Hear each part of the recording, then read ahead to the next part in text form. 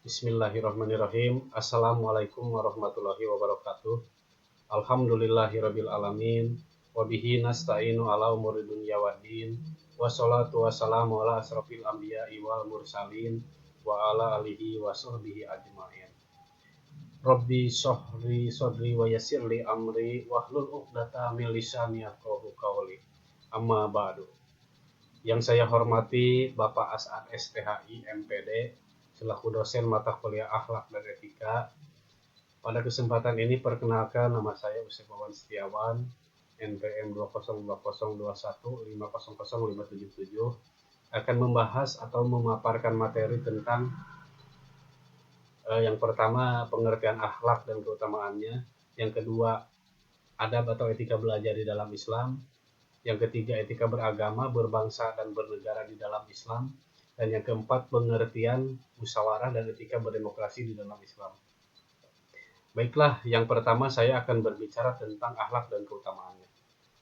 Akhlak dalam istilah agama Islam yaitu perilaku atau tingkah laku seseorang dalam kehidupan sehari-hari yang mencerminkan nilai-nilai moral, etika, dan sopan santun. Jadi apakah arti akhlak dalam bahasa yang lebih mudah dimengerti? Nah, di sini kita bayangkanlah akhlak sebagai cermin diri kita. Ketika kita berbicara, bertindak, atau berinteraksi dengan orang lain, cermin inilah yang memantulkan bagaimana sebenarnya kita sebagai individu. Akhlak itu mencerminkan bagaimana kita berperilaku dengan baik atau buruk terhadap diri kita sendiri, orang lain, ataupun sesama, dan bahkan terhadap Allah Subhanahu wa Ta'ala. Di sini ada beberapa sifat yang terkandung dalam akhlak yang sangat berharga. Yang pertama adalah kejujuran. Kejujuran merupakan sifat kita berbicara dan bertindak dengan apa adanya, tanpa menyembunyikan atau memanipulasi kebenaran. Misalnya saja, jika kita membuat kesalahan, kita harus berani mengakui dan bertanggung jawab atas kesalahan itu. Dan yang selanjutnya yaitu ada kasih sayang dan empati. Di sini berarti kita berusaha untuk memahami perasaan dan kesulitan orang lain dan berusaha membantu mereka dengan tulus, tanpa pamrih. Sebagai contoh, ketika kita melihat seseorang dalam kesulitan, kita tidak hanya berpura-pura peduli, tetapi juga berusaha memberikan dukungan dan bantuan. Tak lupa di sini ada kesederhanaan.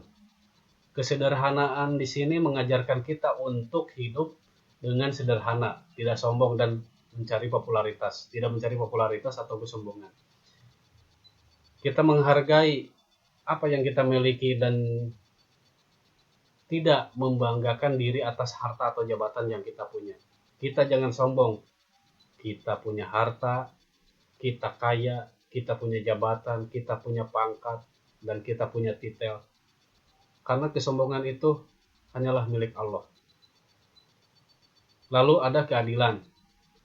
Keadilan berarti memberikan hak yang sama kepada semua orang tanpa memandang latar belakang, ras, ataupun agama. Di sini tidak ada perbedaan ataupun diskriminasi dan semua orang diperlakukan dengan adil. Dan yang terakhir, yang paling penting yaitu ada rasa sabar dan ketabahan. Dalam kehidupan kita pasti akan ada cobaan dan tantangan ataupun ujian. Sifat ini mengajarkan kita untuk tetap tegar dan tabah menghadapinya, tanpa mudah menyerah dan menghadapi masalah. Nah, mungkin itulah beberapa sifat akhlak yang sangat berharga dalam kehidupan sehari-hari. Kita harus mengamalkan dan menghayati akhlak ini. Kita akan mendapatkan berbagai keutamaan. Pertama yaitu kita akan diberkahi dengan hubungan yang harmonis dan penuh kasih sayang dengan orang lain. Yang kedua, kita akan mendapatkan kepercayaan dari orang lain karena kejujuran dan integritas kita, amanah kita, kejujuran kita. Dan yang ketiga yaitu kita akan hidup dalam damai dan tentram karena hati kita tenang dan lapang. Dan yang keempat yaitu kita akan menjadi panutan bagi orang lain dalam berperilaku yang baik. Jadi, mari kita tingkatkan dan perbaiki akhlak kita setiap hari demi mendapatkan keutamaan dalam hidup ini. Semoga paparan tentang akhlak dan keutamaannya ini bermanfaat dan menjadi cerminan bagi diri saya sendiri ataupun yang menyimaknya. Dan yang kedua yaitu saya akan memaparkan tentang adab atau etika belajar di dalam Islam. Sebagai seorang muslim, belajar merupakan kewajiban dan panggilan yang menghampiri setiap jiwa yang haus akan ilmu, pengetahuan. Sebagaimana Allah berfirman dalam surat Al-Mujadilah ayat 11, yang artinya Allah akan meninggikan orang-orang di antara kamu yang beriman dan orang-orang yang diberi ilmu pengetahuan beberapa derajat. Dengan demikian, kita bisa memaknai arti tersebut, yaitu belajar merupakan cara yang diberikan oleh Allah Subhanahu wa taala untuk meningkatkan derajat dan kedudukan kita di dunia dan akhirat. Di dalam konteks ini, mari kita ketahui beberapa etika belajar di dalam Islam. Yang pertama yaitu kita harus niat yang ikhlas. Mungkin setiap langkah yang kita ambil dan belajar haruslah didasari dengan niat yang ikhlas semata-mata karena Allah Subhanahu wa taala. Niat yang tulus akan mengangkat ibadah kita menjadi suatu amalan yang bernilai pahala. Yang kedua yaitu ada rendah hati dan tawadu. Misalnya seorang pelajar muslim harus senantiasa merendahkan hati dan bersikap rendah hati, bersikap rendah diri dalam mencari ilmu. Jangan merasa sombong dengan ilmu yang sudah dikuasai atau meremehkan orang lain. Dan selanjutnya yaitu ada disiplin dan etika belajar dalam Islam ini mencakup disiplin dan konsistensi dalam menjalani proses belajar. Jadwalkan waktu untuk belajar dan tepatilah waktu tersebut dengan baik. Manfaatkan waktu itu dengan baik.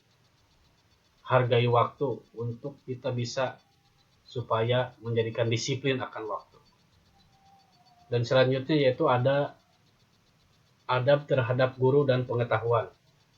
Di sini kita harus selalu menghormati guru dan pengajar kita dengan cara yang baik. Patuhilah petunjuk mereka dan hargailah ilmu yang mereka sampaikan.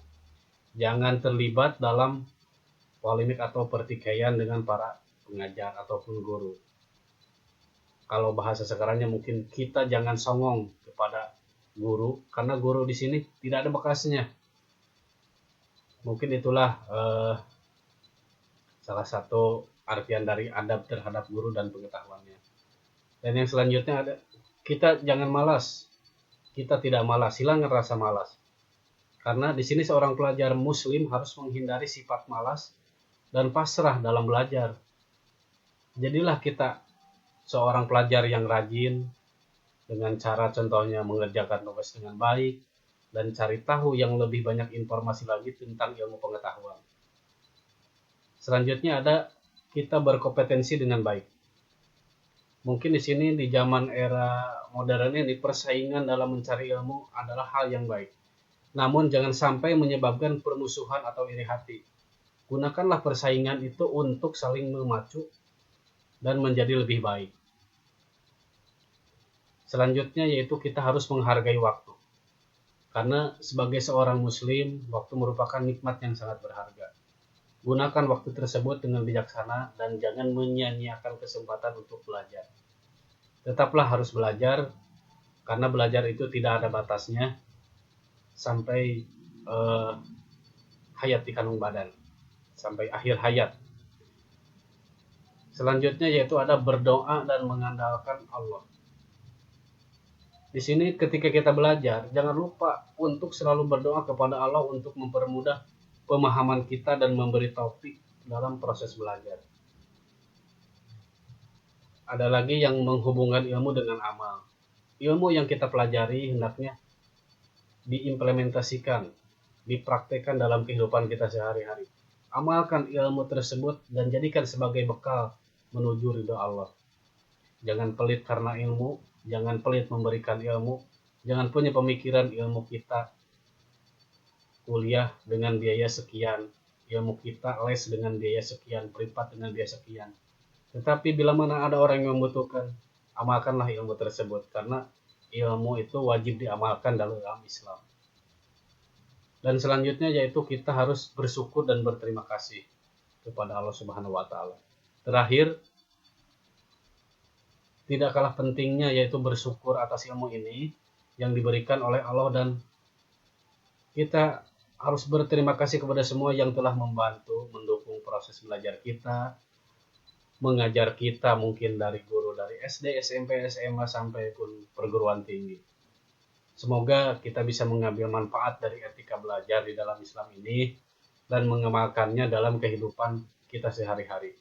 Semoga Allah selalu senantiasa membimbing kita menuju ilmu yang bermanfaat dan memberkahi perjuangan kita dalam mencari ilmunya. Amin ya Allah ya Rabbal Alamin.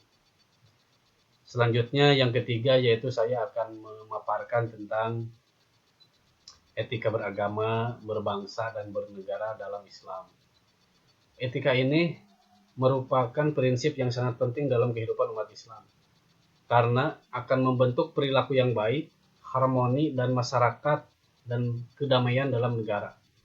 Di sini ada beberapa poin penting dalam etika beragama, berbangsa, dan bernegara di dalam Islam. Yang pertama yaitu etika beragama di dalam Islam. Salah satunya, poin satunya yaitu tawakal dan ikhlas. Umat Islam diajarkan untuk tawakal atau mengandalkan sepenuhnya kepada Allah Subhanahu wa taala dan berikhtiar dengan sungguh-sungguh. Selain itu, kita juga diwajibkan melakukan ibadah dan amal dengan tujuan semata-mata karena Allah, tanpa mengharapkan pujian, pengakuan dari orang lain. Itu adalah bentuk ikhlas dalam beragama. Dan ada lagi, kita harus menjaga kedekatan dengan Allah. Ketika beragama dalam Islam mencakup menjaga hubungan yang erat dengan Allah melalui sholat, yaitu rukun Islam. Sholat, puasa, membaca Al-Quran, dan amalan lainnya.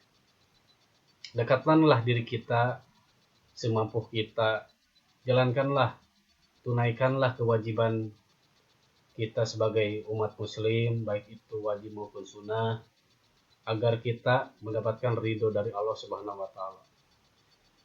Dan yang selanjutnya itu kita harus saling membantu dan peduli sesama umat Islam, karena umat Islam diajarkan untuk saling membantu dan peduli terhadap sesama manusia tanpa memandang perbedaan agama, suku, atau ras, dan yang lainnya. Terus ada lagi yaitu etika berbangsa dalam Islam. Etika di dalam berbangsa dalam Islam ini ada beberapa poin yang sangat penting. Yang pertama, persaudaraan. Islam menekankan pentingnya persaudaraan di antara umat muslim. Semua umat Islam yang dianggap sebagai saudara seiman, tanpa memandang perbedaan suku, ras, ataupun bangsa. Dan poin selanjutnya yaitu ada hati-hati dalam menjaga marwah bangsa. Umat Islam diajarkan untuk menjaga martabat dan kehormatan bangsanya, hindari perilaku yang merusak nama baik bangsa, dan jangan mencela atau menghina bangsa lain. Ada lagi di sini menjunjung tinggi nilai keadilan. Islam menuntut keadilan dan kesetaraan di antara warga negara tanpa pandang bulu. Jadi berlakulah adil, apalagi seorang pemimpin melihat rakyatnya. Jangan melihat dari sukunya, agamanya, ataupun rasnya, tetapi perlakukan dengan adil. Dan yang ketiga yaitu etika bernegara dalam Islam. Mungkin ada beberapa poin penting dalam etika bernegara dalam Islam ini. Yang pertama, kepemimpinan yang adil. Karena pemimpin itu diwajibkan untuk berlaku adil dalam memerintah, tidak memihak kepada golongan tertentu, dan berlaku tegas terhadap pelanggaran-pelanggaran hukum. Jangan sampai hukum ini ibaratkan mata pisau, tajam ke bawah, tumpul ke atas. Mungkin itulah salah satu contohnya. Dan poin selanjutnya yaitu ada harus berkonsultasi prinsip musyawarah atau istambarkan atau syura dalam bahasa Arabnya. Sangat ditekankan dalam Islam, pemimpin diharapkan untuk mendengarkan nasihat dan masukan dari para ulama, cendekiawan, bahkan masyarakat dalam mengambil keputusan penting. Dan poin selanjutnya lagi yaitu menjaga amanah dan integritas. Islam mengajarkan pentingnya menjaga amanah dan berintegritas dalam memerintah dan mengelola keuangan negara. Poin selanjutnya yaitu ada perlindungan hak asasi manusia. Karena Islam menjamin perlindungan hak asasi manusia termasuk kebebasan beragama dan hak-hak warga negara lainnya. Jadi dalam Islam, etika beragama, berbangsa, dan bernegara merupakan bagian integral dari kehidupan seorang muslim. Karena prinsip-prinsip ini mengajarkan kesederhanaan, keadilan, kasih sayang, dan perdamaian yang sangat relevan untuk menciptakan masyarakat yang harmonis dan negara yang stabil. Semoga kita semua dapat mengamalkan etika-etika tersebut dalam kehidupan sehari-hari dan mencapai kesejahteraan dan kebahagiaan di dunia maupun di akhirat. Amin ya Allah ya Rabbal Alamin. Dan untuk yang terakhir yaitu yang keempat, saya akan membahas dua hal yang sangat penting dalam konteks kehidupan berdemokrasi dalam Islam, yaitu pengertian musyawarah dan etika berdemokrasi. Mari kita bahas keduanya dengan menggunakan bahasa yang mudah dipahami. Pertama, mari kita pahami apa itu musyawarah. Musyawarah sebuah proses. Musyawarah merupakan sebuah proses interaksi dan pembicaraan antara beberapa orang atau kelompok dengan tujuan mencapai keputusan yang baik dan bijaksana dalam menyelesaikan suatu masalah atau mengambil keputusan penting. Jadi musyawarah itu adalah cara untuk mendapatkan kesepakatan dengan saling mendengarkan, berbicara, dan menghargai pendapat satu sama lain. Dalam Islam, musyawarah memiliki nilai yang sangat tinggi karena di dalamnya terdapat prinsip-prinsip keadilan, rasa saling menghormati, dan nilai-nilai kemanusiaan. Karena Rasulullah Shallallahu Alaihi Wasallam sendiri seringkali mengadakan musyawarah dengan para sahabatnya dalam berbagai hal, termasuk dalam mengambil keputusan penting bagi umat Islam. Lalu, bagaimana etika berdemokrasi di dalam Islam? Etika berdemokrasi di dalam Islam berbicara tentang cara kita berinteraksi atau berpartisipasi dalam proses demokrasi dengan mengikuti nilai-nilai Islam yang mulia. Beberapa etika dalam berdemokrasi Islam antara lain yang pertama yaitu adanya kehormatan dan sopan santun. Mungkin saat berdiskusi atau musyawarah kita harus menjaga kehormatan dan sopan santun dalam berbicara, tidak menggunakan bahasa yang kasar ataupun menyakitkan perasaan orang lain. Yang kedua yaitu ada kejujuran dan keterbukaan. Jujur di sini yaitu jujur menyampaikan pendapat dan informasi. Yang mana prinsip dalam Islam kita harus menghindari menyembunyikan fakta atau menyajikan informasi yang tidak benar atau kabar yang tidak benar ataupun hoak namanya. Dan selanjutnya yaitu mendengarkan dengan sungguh-sungguh, menyimak dengan sungguh-sungguh. Penting bagi kita untuk mendengarkan pandangan orang lain dengan sungguh-sungguh, bukan sekedar pura-pura mendengar. Dengan begitu kita bisa memahami sudut pandang mereka dengan baik. Dan yang selanjutnya ada menghargai perbedaan pendapat. Dalam berdemokrasi, pasti akan ada perbedaan pendapat. Kita harus menghargai perbedaan tersebut dan mencari cara terbaik untuk mencapai kesepakatan yang saling menguntungkan tanpa merugikan orang lain. Poin selanjutnya yaitu kepentingan umat lebih diutamakan. Saat berdemokrasi, yang harus diutamakan adalah kepentingan umat dan keadilan. bukan kepentingan pribadi ataupun golongan tertentu. Selanjutnya yaitu harus bersikap adil dan bijaksana. Dalam mengambil keputusan, kita harus bersikap adil dan bijaksana tanpa melibatkan emosi yang berlebihan yang akan menghancurkan instansi atau profesi kita. Dengan menerapkan etika berdemokrasi dalam Islam, kita dapat menciptakan lingkungan yang harmonis dan damai, di mana semua pihak yang merasa dihargai dan memiliki peran dalam mengambil keputusan yang berkaitan dengan kesejahteraan bersama. Mungkin demikianlah penjelasan singkat tentang pengertian musyawarah dan etika berdemokrasi di dalam Islam. Semoga kita semua dapat mengambil hikmah dan menerapkan nilai-nilai luhur Islam dalam berdemokrasi, sehingga menciptakan masyarakat yang lebih adil, bermartabat, dan penuh kasih sayang. Maka dari itu, mungkin sebagai kesimpulan dari 4 poin tersebut, yaitu saya menyimpulkan dengan pengetahuan tentang pengertian akhlak dan etika dan keutamaannya, adab etika belajar dalam Islam, yang etika beragama, berbangsa, dan bernegara di dalam Islam, serta yang keempat, pengertian musyawarah dan etika berdemokrasi dalam Islam. Mari kita tingkatkan kesadaran diri dan amalkan nilai-nilai mulia tersebut dalam kehidupan kita sehari-hari. Dengan begitu, kita dapat menciptakan masyarakat yang berakhlak baik, berbudaya belajar, berbangsa dan bersatu, serta bernegara yang adil dan demokratis, sejalan dengan tuntunan di dalam agama Islam. Semoga paparan ini memberikan manfaat dan menjadi langkah awal menuju kehidupan yang lebih bermakna dan berarti di dunia dan akhirat. Terima kasih atas perhatiannya. Wallahul muwafiq ila aqwamit thoriq. Wassalamualaikum warahmatullahi wabarakatuh.